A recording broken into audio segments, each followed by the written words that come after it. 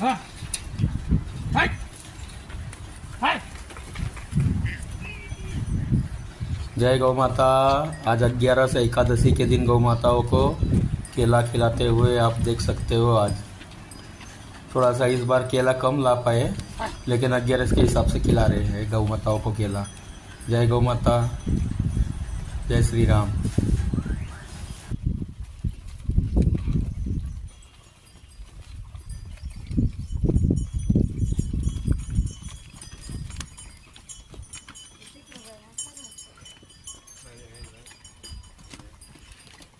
हाय हाय।